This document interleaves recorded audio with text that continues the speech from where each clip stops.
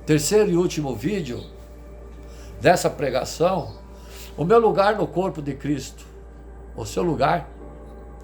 O objetivo principal dessa mensagem é nos levar a refletir o que é o lugar na igreja para todos, onde cada um tem um lugar, a sua função de desempenhar, motivar todos a estarem bem integrados, ajustados, interagidos, participando ativamente do corpo, o crescimento da igreja no exercício do amor, da palavra do Evangelho.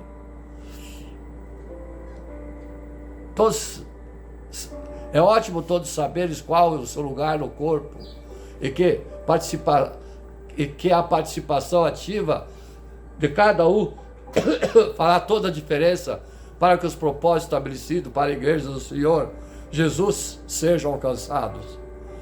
Como parte desse corpo chamado igreja, temos alguns desafios na comunidade cristã. Temos como lema buscando a Deus de todo o coração e cuidando bem de cada um, formando uma nova geração de líderes para andarmos nos trilhos. Temos coisas práticas a fazer: evangelizar, ganhar e consolidar pessoas. Somos discípulos, discipular pessoas, participar de células, congressos, festa da roça, seminários, reuniões, todo final de semana, fazer leitura de alguns textos bíblicos. Romanos capítulo 12, verso 5, que diz: porque assim como um corpo temos muitos membros, e nem todos os membros têm a mesma operação, assim nós, que somos muitos, somos um só corpo em Cristo, mas individualmente somos membros uns dos outros. Diante do exposto, fica claro a necessidade de cada um de nós encontrarmos o nosso lugar exato para que possamos cooperar com a edificação do corpo de Cristo. Paulo também propõe em outras de suas cartas, Efésios capítulo 4, verso 15 e 16, antes seguindo a verdade em amor, cresçamos em tudo naquele que é a cabeça, Cristo, do qual todo o corpo bem ajustado e ligado pelo auxílio de todas as juntas, segundo a justa operação de cada parte, faz o aumento do corpo para a sua edificação e amor. Paulo nos passa orientação, mas deixa claro que o corpo depende da cabeça. A igreja, os membros dependem de Jesus, que é o cabeça da igreja. Embora ninguém gostaria de perder os membros do seu corpo, sabemos que muitas pessoas vivem muito bem sem o braço, sem uma perna, o olho, mas nenhum corpo sobrevive sem a cabeça. Assim, quando a igreja se torna numa organização social que se importa somente com as relações humanas, esquecendo da importância, fidelidade total à cabeça, que é Cristo, ela morre. Sem o cabeça do corpo da igreja, ela não sobrevive. Talvez, infelizmente, pois segundo a lógica, o corpo completo deveria ser muito mais eficiente. Alguns corpos ou pessoas que lhes faltam algum membro são mais eficientes e eficazes que muitos que são completos. Acho que tiram vantagem da lei da compensação. Conforme 1 Pedro capítulo 2, verso 4 e 5, vemos mais uma vez reforçados os argumentos sobre a participação de cada pessoa na construção da igreja. 1 Pedro capítulo 2, verso 4 e 5, à medida que se aproximavam dele, a pedra viva, rejeitada pelos homens, mas escolhida por Deus e preciosa para eles, vocês também estão sendo utilizados como pedras vivas na edificação de uma casa espiritual, para serem sacerdócio santo, oferecendo sacrifícios espirituais aceitáveis a Deus por meio de Jesus. Paulo compara os membros do corpo de Cristo à pedra viva, e que cada uma dessas pedras tem a função primordial na edificação da casa espiritual. Efésios, 1 Pedro, vemos a ideia da participação de cada um. Ninguém fica de fora, ninguém é descartado, inútil ou somente uma parte decorativa. Todos têm lugar no corpo, são importantes, executam algo. Dessa forma é importante que cada um descubra o seu lugar e sua função no corpo. pois a nossa funcionalidade é muito mais eficiente quando descobrimos que a função a ser desempenhada. Nós, nas figuras, o corpo ou o prédio, a ideia é a edificação mútua dos cristãos que somos independentes. A igreja deve ser uma família, a família requer relacionamento, implica em diversidade, pois uma família é constituída de pessoas diferentes,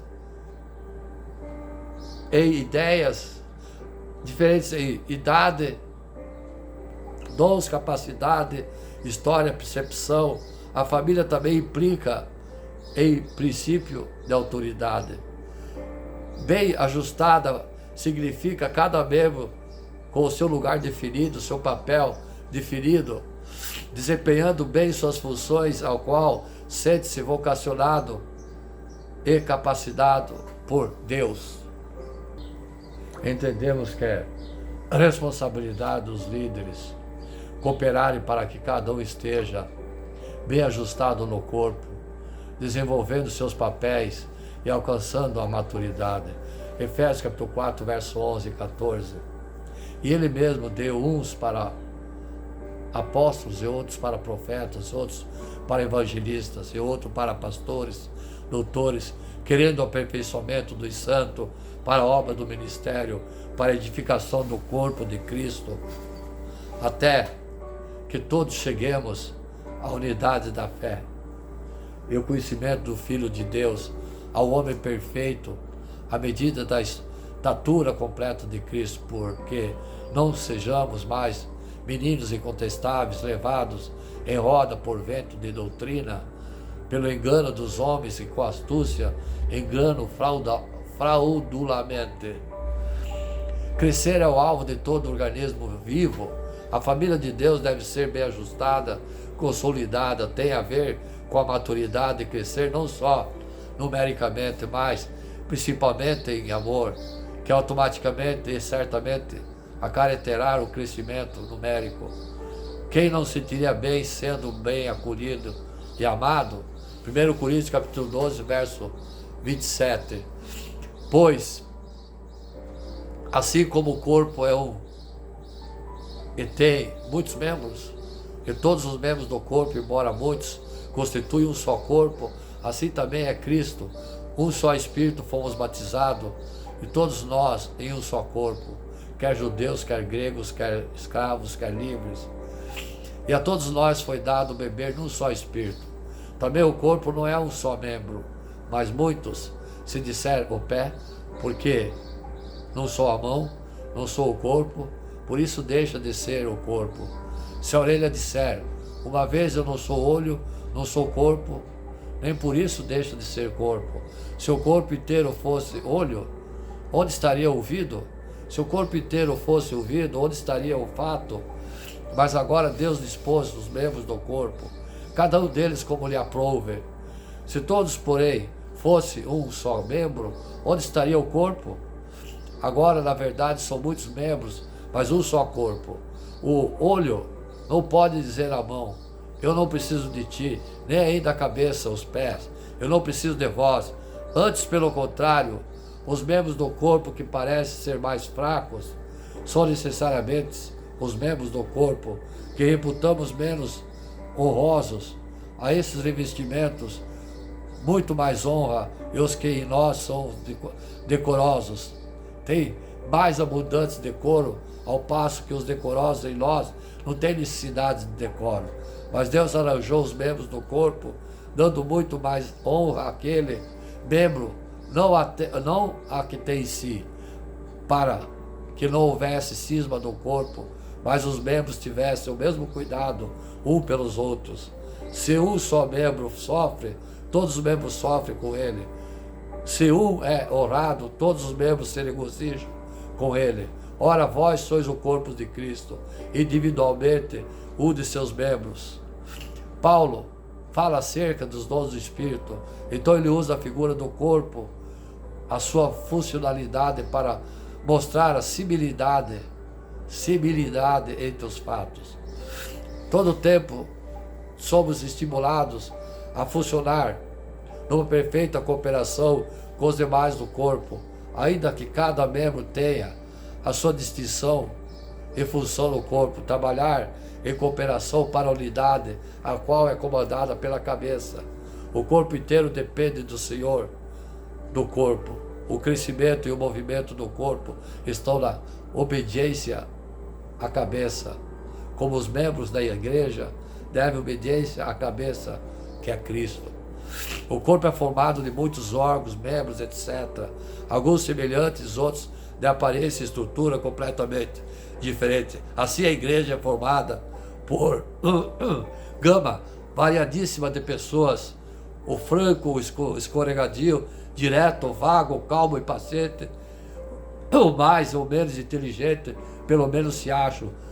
O seguro, o inseguro, o corajoso, o medroso, o orgulhoso, o humilde, o educado, o mal educado, o melindrado, e o casca grossa, o gentil e o grosseiro, e assim por diante. Já houve época em que os estudiosos da área médica acreditavam que aqueles órgãos seriam indispensáveis, ou que não teriam função, ou não saberiam explicar as suas funções. Mas eu deixaria uma pergunta: será que Deus errou ao projetar o ser humano? Bato na tecla que todos são importantes, especiais e têm o seu lugar no corpo, ainda que seja uma função estética. Para todo o corpo funcionar bem, cada parte precisa estar fazendo bem a sua função. Se um falhar, compromete todo o corpo, a saúde e a sua existência até, ou seja, de todos, a grande dependência dos órgãos entre si. Sendo assim, não tem sentido o membro orgulhoso sentindo-se mais importante que os outros. Todos são importantes para funcionar no corpo. Amém? Amados e amadas, Deus, na causa dos impossíveis, Jesus, olhando para eles, disse-lhes: para os homens é impossível, mas para Deus todas as coisas são possíveis. Não é nada fácil quando enfrentamos desafios que parecem insuperáveis e situações que parecem ser solução. Quase perdemos a esperança. Mas hoje é o dia de renovar sua esperança, amado e amada, porque servimos a um Deus que era especialista em realizar o impossível. Vamos relembrar como Deus é capaz de agir em meio às nossas causas impossíveis. O poder criativo de Deus. Deus é o Criador do universo e tudo que nele há. Ele falou e o mundo veio à existência. Gênesis capítulo 1, verso 1 e 3. Se ele pode criar algo do nada, certamente é capaz de transformar nossas situações impossíveis em realidade extraordinária. A sabedoria do Deus Todo-Poderoso sobre todas as coisas. Deus é soberano sobre todas as circunstâncias da vida.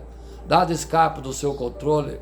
Ele é capaz de mudar qualquer situação de acordo com sua vontade. Isaías, capítulo 46, verso 9 e 10. Mesmo quando as coisas parecem fora do controle para nós, ele nunca está fora do controle. O exemplo bíblico das causas impossíveis, ao longo da Bíblia, vemos inúmeras histórias de Deus agindo em situações impossíveis. Abraão e Sara concebendo um filho na velhice. Gênesis capítulo 18, verso 10 e 14. A libertação dos israelitas da escravidão do Egito, Êxodo capítulo 14, verso 21 e 22. A vitória de Davi sobre o gigante Golias, 1 Samuel capítulo 17, verso 45 e 50. A ressurreição de Lázaro, depois de 4 dias de morte, João capítulo 11, verso 43. A promessa de Deus para nós. Deus faz uma promessa em Jeremias capítulo 32, verso 27. Eis que sou o Senhor, o Deus de toda a carne. Será que algum dia para mim será impossível? Ele disse. Ele nos lembra que nada é impossível para Ele. E que Ele é capaz de fazer muitas mais do que podemos pedir ou imaginar. Efésios capítulo 3, verso 20. A nossa resposta, a fé. Diante de causas impossíveis, precisamos confiar em Deus e depositar a nossa fé nele. Devemos lembrar que Ele é capaz de realizar o impossível, mesmo quando tudo parece ter perdido. Nosso papel é crer, confiar, obedecer à sua vontade, mesmo quando não entendemos seus caminhos. Provérbios, capítulo 3, versos 5 e 6. Amados e amadas, Deus dá causas impossíveis. Ele mesmo é ontem, hoje e sempre. O seu poder não tem limites. Vamos confiar em Deus em todas as circunstâncias, sabendo que Ele é capaz de fazer o impossível acontecer em nossas vidas. Quando nos encontramos diante de situações aparentemente sem solução, vamos nos lembrar de que servimos a um Deus que é especialista nas causas impossíveis. Amém? Amados e amadas, haveria alguma coisa difícil para o Senhor? Reflexo, o versículo de reflexão em Gênesis capítulo 18, verso 14, haveria alguma coisa difícil para o Senhor? Por muitas vezes nos deparamos com problemas e diante daquela situação adversa, às vezes, sem que percebamos, chegamos a limitar o poder de Deus. Achamos que não tem solução. Temos essa atitude quando, ao invés de lembrarmos do tamanho de Deus que servimos, ficamos no tamanho do problema. Foi o que aconteceu com Abrão e Sara naquele momento. Abrão tinha recebido de Deus a promessa de ser o pai da multidão, porém, por já avançada idade, por um momento esqueceu que Deus tem o controle de todas as coisas e não há problema que Ele não possa solucionar. Naquele momento de incredulidade, o Senhor o fez lembrar que é nada impossível para Ele. 1 Samuel capítulo 17 relata a batalha entre os israelitas e os filisteus. Vemos que os israelitas deixaram o medo invadir seus corações e esqueceram que Deus era quem os revestia das forças para vencer aquela batalha. Davi, ao deparar com aquela situação, ficou tão indignado com as ofensas de Golias que decidiu lutar mesmo não tendo nenhuma experiência em guerra. No entanto, apesar de nunca ter lutado em uma guerra, Davi tinha experiência em estratégia de batalhas. Quando Davi se dispôs a pelejar, ninguém deu crédito a ele. Saul falou a Davi da experiência que Golias tinha em batalhas e que Davi era moço para pelejar com ele. Davi, porém, disse a Saul que havia derrotado o urso e o leão. Ele diz ainda que assim como Deus o livrou da mão do leão e do urso, iria livrar da mão do filisteu. Percebam, amados e amados, que aos olhos humanos era impossível que o jovem Davi pudesse derrotar o Golias, mas a fé no Deus Todo-Poderoso o conduziu à vitória. São muitos os exemplos bíblicos do agir de Deus em meio às impossibilidades. João finaliza aqui o Evangelho dizendo que Jesus fez tantas coisas que fosse escrever, nem o mundo inteiro poderia conter os livros. Jesus curou cegos, coxos, ressuscitou mortos, fez e faz tantos milagres que é impossível listá-los. Deus ainda é o mesmo, Ele ainda opera milagres, Deus ainda faz o impossível, só depende da nossa fé. Jesus disse aos discípulos que tudo é possível ao que crê. Marcos capítulo 9, verso 23. No capítulo 11 de João, Jesus diz a Marta: se creres verá a glória. Marta então presenciou a ressurreição de seu irmão Lázaro.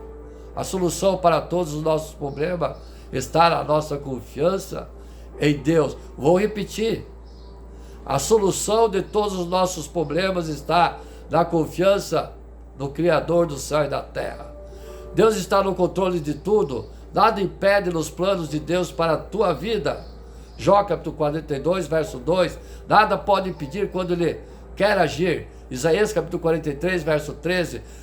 Não limite o poder de Deus em sua vida. Não se desespere diante do problema. Confie sua vida ao Senhor. Deus faz o impossível para abençoar os seus. Entregue o seu caminho ao Senhor e o mais Ele fará por ti. Salmo 37, verso 5. Amém, amados e amadas?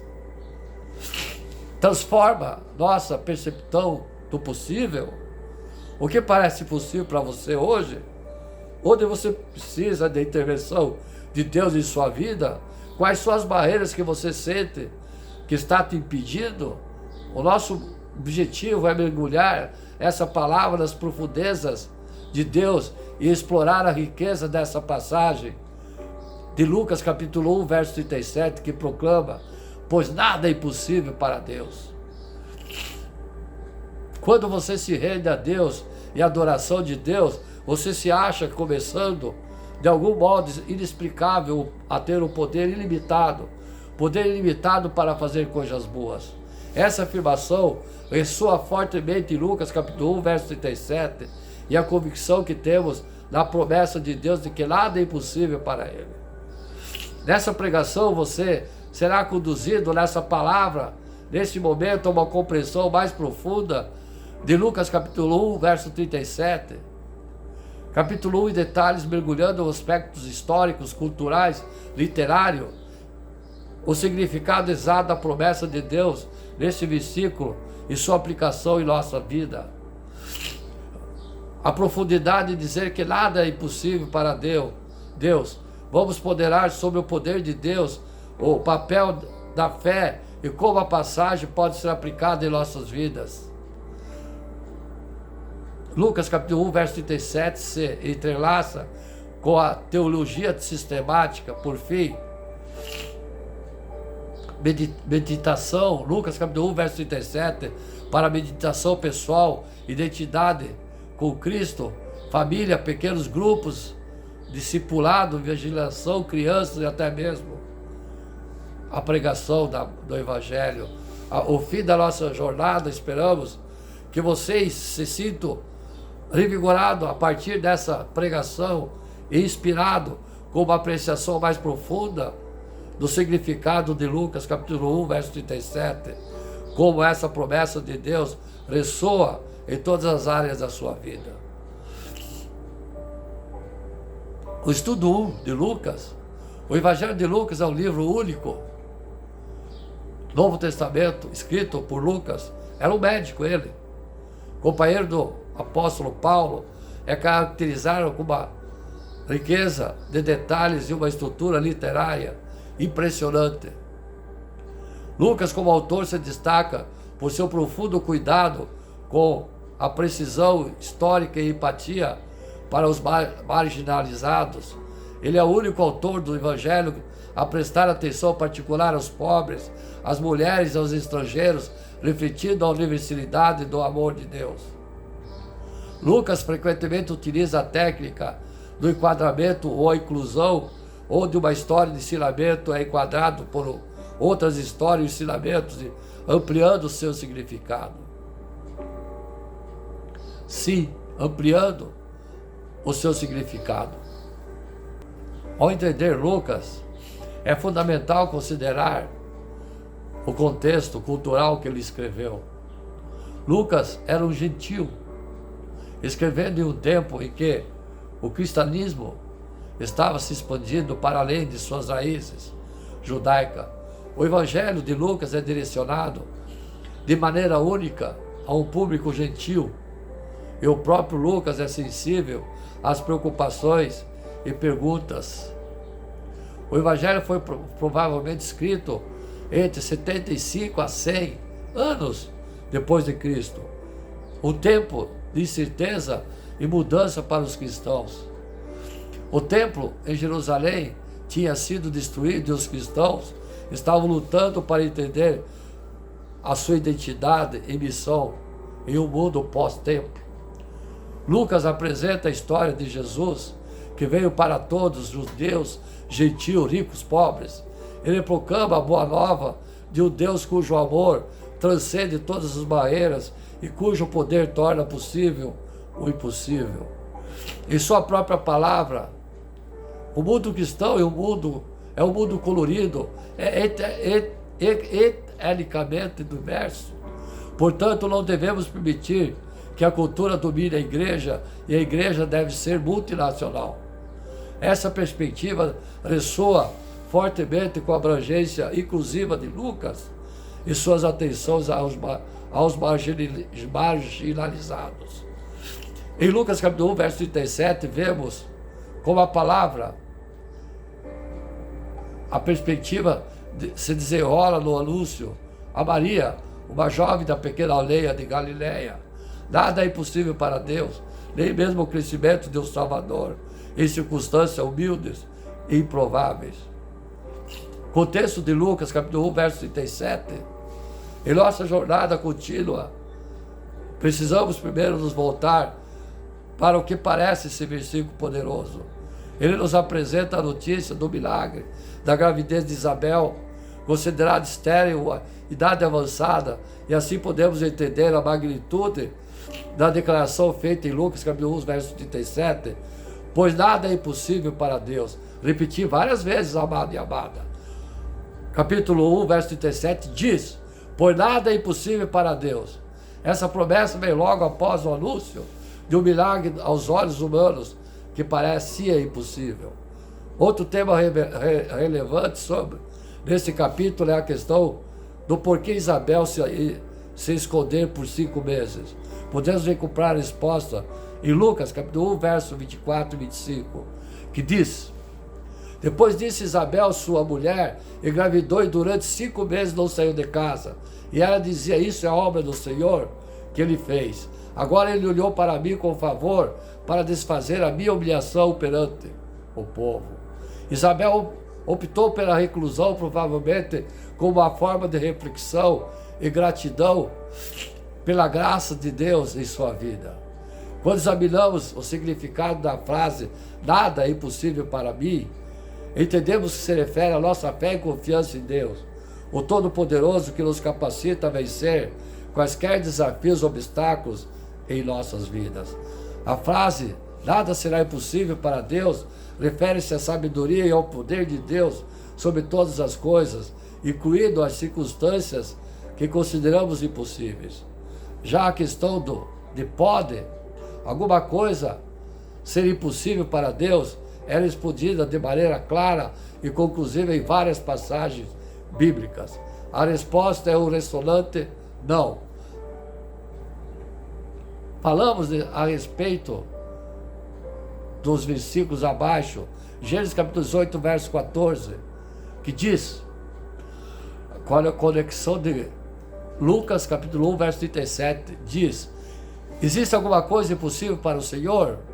Jeremias capítulo 32, verso 17, nada é difícil demais para ti.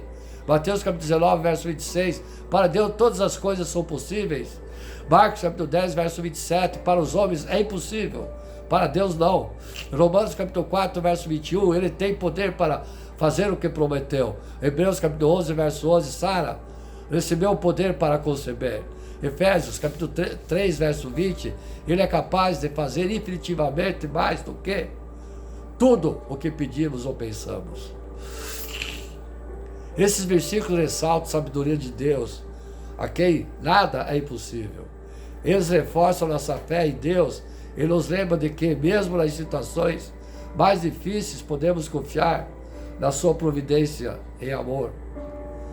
Desvendando o Lucas, capítulo 11, verso 37, que diz, o texto, 1, verso 37, a força e a beleza do idioma original acrescentam algumas dimensões à maior promessa contida nesse versículo que eu já citei. Sim, porque visto essa palavra que serve como introdução e afirmação seguinte, estabelecendo uma causa ou razão, Lucas inicia o versículo com ote para indicar a explicação de que há algo dito diretamente. Não era possível. Aqui Lucas usa uma negação forte. Ao fazer isso, Lucas enfatiza a ausência e a impossibilidade de Deus. Ou diante de Deus, é uma preocupação que indica estar presente de alguém. Lucas reforça que nada é impossível diante de Deus ou sua presença. Para este que vos fala, Lucas capítulo 1, verso 37, é sobre a fé e o poder de Deus. Nessa passagem somos lembrados do que não há desafio ou obstáculo grande demais que não possa ser superado pela palavra de Deus. vemos esse poder em ação quando Gabriel, o arcanjo Gabriel, traz a Maria a notícia da sua concepção religiosa. Nossas vidas são frequentemente preenchidas com desafios, problemas e obstáculos que parecem grandes demais para nós superarmos. No entanto, lembrar que nada é impossível para Deus nos dá força e coragem para continuar, sabendo que não estamos sozinhos em nossas lutas diárias. Podemos encontrar a paz na promessa de Deus, na certeza que Ele está conosco em todas as circunstâncias e que seu poder é maior do que qualquer problema que possamos enfrentar. Cada palavra de Deus significa falar, tem o poder de transformar o impossível em possível.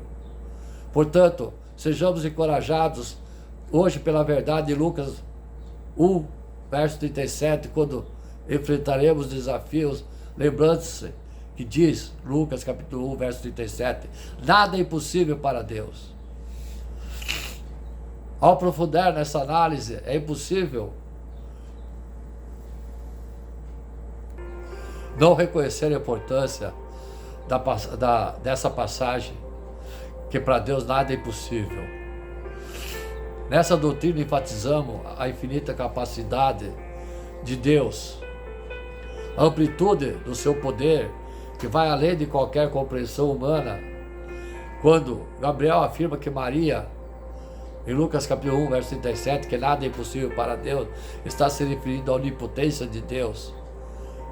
É uma confirmação bíblica que Deus, em sua soberania, pode realizar todas as coisas de acordo com a sua vontade e propósito. Deus é capaz de fazer todas as coisas que estão de acordo com a sua natureza e caráter perfeito. Grudem nessa palavra. Vou repetir. Deus é capaz de fazer todas as coisas que estão de acordo com a sua natureza e caráter perfeito. Isso implica que Deus pode fazer algo que vá contra a sua natureza ou seus atributos perfeitos, como mentir ou fazer o mal. Portanto, ao explorar Lucas capítulo 1, verso 37, para Deus nada é impossível, não estamos apenas refletindo sobre uma passagem bíblica e singular, mas também abrindo o diálogo profundo com a onipotência de Deus dentro da religião. Isso nos permite ver a consciência do caráter de Deus, a consistência do caráter de Deus em toda a Bíblia, reforçando nossa fé e confiança, as suas promessas e seu poder. A meditação do versículo 1, verso 37, a intenção é aprofundar o nosso relacionamento com Ele e explorar o significado por trás dessa poderosa declaração de fé. Como tal, existem várias perguntas que podemos levar a Deus para nos ajudar a entender o significado dessa mensagem em nossas vidas. O que Deus significa em termos práticos, nada é impossível para Ele. Como posso aplicar a verdade na minha vida diária? Quais são as áreas da minha vida onde estou duvidando do poder de Deus? Como posso fortalecer minha vida na promessa que nada é impossível para Deus? Vamos abaixo explicar a vocês como pode ajudar a responder suas perguntas, que nada é impossível para Deus. Pergunta: o que significa, em termos práticos, que nada é impossível para Deus? Resposta: Lucas capítulo 1, verso 37. Nada é impossível para Deus é uma promessa que nos lembra que Deus é todo-poderoso, Criador do céu e da terra, e não há nada além do seu alcance ou capacidade que nos dá esperança em todas as circunstâncias.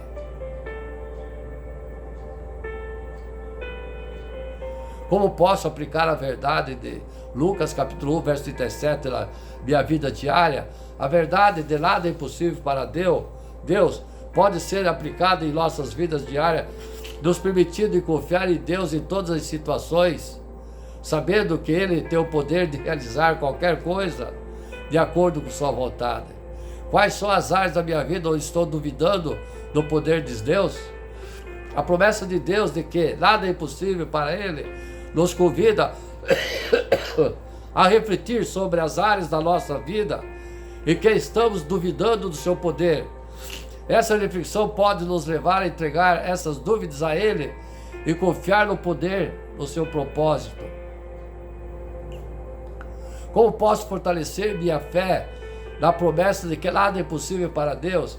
A promessa de que nada é impossível para Deus é o desafio para nós, para fortalecer a nossa fé, confiando plenamente em Deus e seu poder para trabalhar em nossas vidas. Através dessas perguntas e reflexões, amados e amadas, somos levados a uma compreensão mais profunda do poder de Deus e de como podemos aplicar de que Ele é o Deus do impossível. Para Ele nada é impossível em nossas vidas. Ademais, leve consigo, amado e amada, essa forma poderosa de invocar a Deus em nossas vidas, na sua vida.